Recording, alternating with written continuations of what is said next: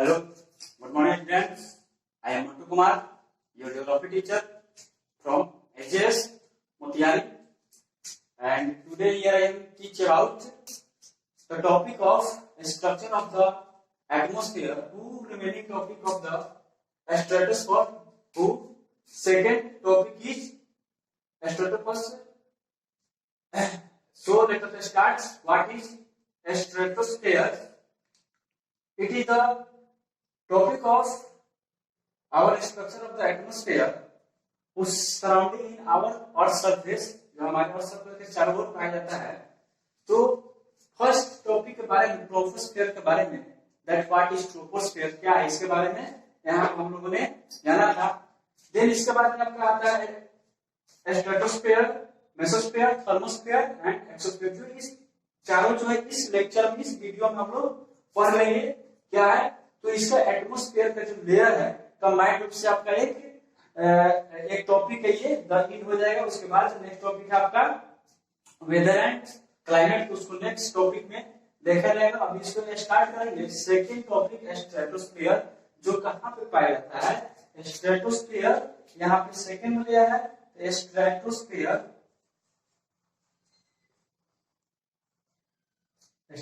यहाँ पे हम लिख सकते हैं जो हमारे अर्थ सरफेस से सेकेंड लेयर है. इसकी जो हाइट है कितने किलोमीटर, जो आपके बुक में दिया होगा. यानी इस ट्रोपोस्फेयर से इसकी जो हाइट है 50 किलोमीटर पाई जाती है. 50 किलोमीटर आपका अर्थ सरफेस नहीं, अर्थ सरफेस का यहाँ ट्रोपोस्फेयर से 50 किलोमीटर इसकी हाइट होगी. देन चूंकि stratosphere above the troposphere lies the stratosphere. above तो किसके ऊपर है, यहाँ पे लाइज भी है ट्रोपोस्फेयर के, और जस्ट ऑफ में ये लाइज करता है. Then above the troposphere is lies stratosphere. जो स्ट्रेटोस्फेयर आपका ट्रोपोस्फेयर के जस्ट ऊपर में आपका above में लाइज करता है, जिसकी हाइट जो है 50 किलोमीटर. जो सेकेंड तो लाइन में यहाँ पे it is extend up to height of 50 kilometre. Then उसके बाद दिस लेयर इज ऑलमोस्ट, ये जो लेयर है almost free from the clouds and associated weather phenomena and making conditions most ideal for flying aeroplanes.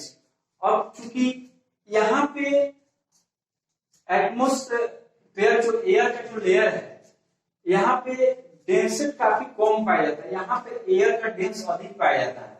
यहाँ पे air का dense, air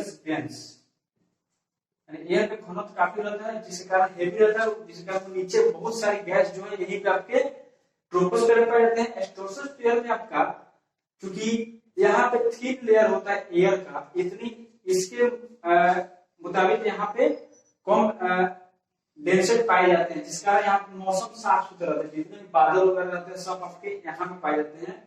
just इसके ऊपर जो स्ट्रेटोस्फेयर है, इस लेयर में आपको एरोप्लेन, चूंकि यहाँ पे साफ मौसम रहता है इसलिए एरोप्लेन यहाँ पे उड़ाए जा सकते हैं. एक तरह से एरोप्लेन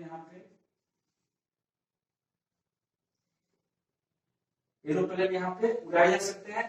देन चूंकि यहाँ पे फेनोमेना जो है काफी, ये कंडीशन जो है काफी लिवेबल बनाते हैं. किसके लिए? For flying aeroplanes and weather associate, काफी साफ सुथरा यहाँ पे पाए जाते हैं.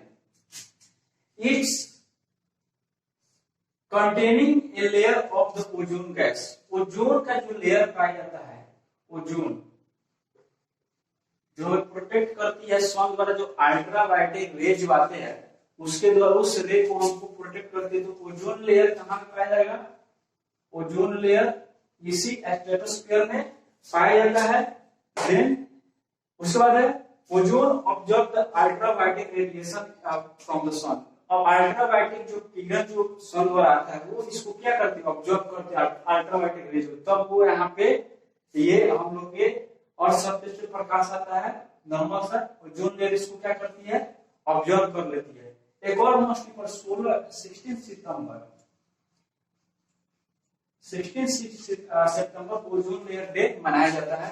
इसको याद रखेंगे, सिलिकॉन सिस्टम ओजोन लेयर पे। देन उसके बाद आपका आता है third is mesosphere. What is mesosphere? Mesosphere is the topic of our structure of the atmosphere.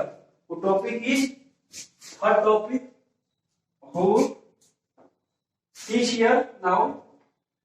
Then starts mesosphere.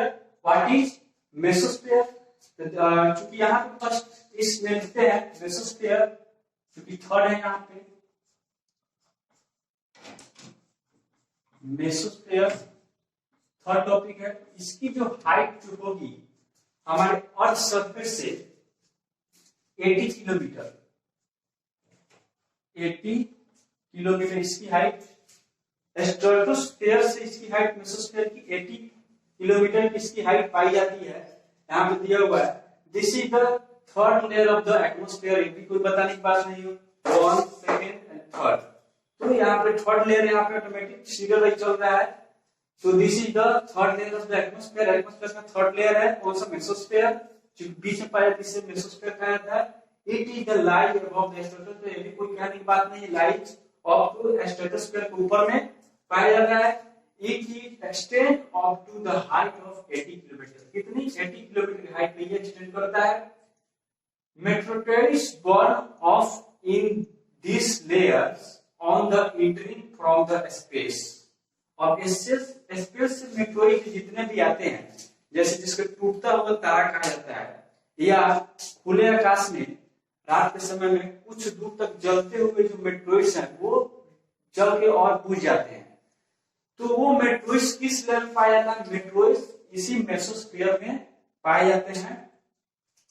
जो अब कॉजेज है, क्या कॉजेज है? क्योंकि उल्का पिंड ऊपर से आते हैं, मेट्रोइड्स ऊपर से आते हैं, वो काफी गर्म होते हैं और यहाँ पे एयर का थिन लेयर पाया जाता है।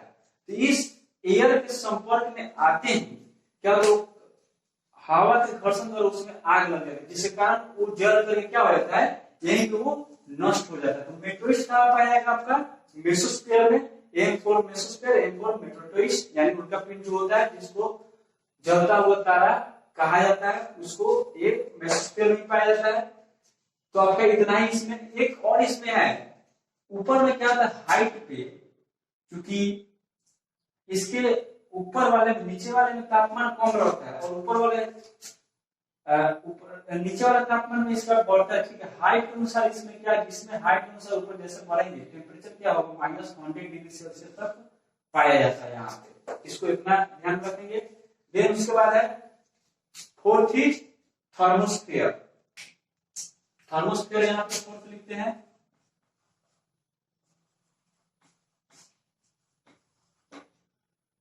थर्मोस्फेयर इसकी हाइट जो है आपका 80 to 400 किलोमीटर। इसकी हाइट जो है 80 to 400 किलोमीटर थर्मोस्फेयर की होती है from the earth surface. In the layer temperature rises very rapidly with increasing height. क्योंकि काफी रैपिडली यहाँ पे टेम्परेचर होता है, जैसे हाइट के अनुसार ऊपर बढ़ेंगे। और ये भी कोई बताने की बात नहीं है, it is the lies above the mesosphere and it is extend to height of 80 to 400 kilometre. कौन सा? थर्मोस्फेयर। जो it is the fourth layer of the atmosphere। कौन सा लेयर? फोर्थ लेयर है हमारे एटमॉस्फेयर का, first, second, third and fourth. Fourth layer of the atmosphere. इसमें क्या होता है, ionosphere is the part of this layer. Ionosphere, इसको आयनोस्फेयर भी कहा जाता है। क्यों कहा जाता है? थर्मोस्फेयर को भी आयनोस्फेयर कहा जाता है, पूछता है एग्जाम में भी। तो यहाँ पे ध्यान देंगे, आयनोस्फेयर इसलिए जितने रेडियो एक्टिव तत्व पाया जाता है वो इसी यहीं पे पाया जाता है। आयनोस्फेयर जो रेडिएट करता है थर्मोस्फेयर से आयनोस्फेयर, यानी हमें रेडियो तरंग हमारे पृथ्वी को लगभग 1 सेकेंड में से 7 चक्रों लगा लेती है, जिसके कारण हम टेलीफोन पे बात करते हैं, न्यूज वगैरह टीवी में देखते हैं, वो आयनोस्फेयर का है। तो वो यही से रिफ्लेक्ट करता है रेडियो सेकेंड तत्व, जिसको कहा जाता है आयनोस्फेयर। आयन्स मंडल होने के कारण इसको आयनोस्फेयर कहा जाता है। देन उसके बाद ionosphere is a part, आपने लिखा ionosphere is a part of this layer. ionosphere इस लेयर का भी एक पार्ट है. कौन से थर्मोस्फीयर का पार्ट है? कौन सा? ionosphere. Then this layer helps in radio transmission. इस रेडियो ट्रांसमिशन करने में सहायता करता है कौन सा? ionosphere. देन उसके बाद last topic is exosphere. Exosphere जो सबसे लास्ट टॉपिक है exosphere. This layer has very thin layer. ये जो है काफी पतली लेयर पाई जाती है क्योंकि ये सबसे ऊपर के बाद अनंत तक जाता है. 400 ऊपर के बाद ये इसकी जो हाइट कोई नहीं दी है, इसका सीमा कोई तय नहीं है. इस एक्सोस्फीयर सबसे बाहरी के स्फीयर है.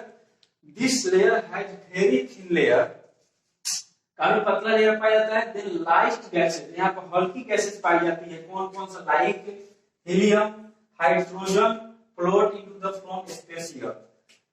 तो हीलियम और हाइड्रोजन, जो हीलियम जो है बैगन के टायर में भरे जाते हैं, हाइड्रोजन फुटबॉल में, ये सारे जो क्या हल्की गैसें हैं. तो हल्की गैसें सबसे ऊपर में रहती है, पहले बताया गया. तो ये लाइट गैसेज बोल सकते एक तरह से. Light gases like helium hydrogen float in into the space from the here. जो स्पेस से जो हल्की गैसेज जो पाई जाती है कहां पर? हाइड्रोजन और हीलियम कहां पाई जाते हैं? एक्सोस्फीयर में, जो सबसे last layer. This is the fifth layer of the atmosphere. This is the last sphere of the atmosphere. It is the above lies to the thermosphere. ये thermosphere के ऊपर में लाइज करता है. etc. बहुत सारे व्याख्यांश आप इसको बोल सकते हैं. Then ये आपका टॉपिक इन हुआ स्ट्रक्चर ऑफ द एटमोस्फेयर. इसके बाद हम पढ़ेंगे वेदर एंड क्लाइमेट. तो नेक्स्ट टॉपिक में नेक्स्ट वीडियो में इसको पढ़ा जाएगा. इसको स्क्रीनशॉट ले लेंगे अभी. Thank you. देन इसके बाद अभी स्क्रीनशॉट में ले लेंगे और उसके बाद आप फोन में नोट करेंगे. Thank you. बाय. इस डायग्राम को भी बना लेंगे अपने कॉपी में.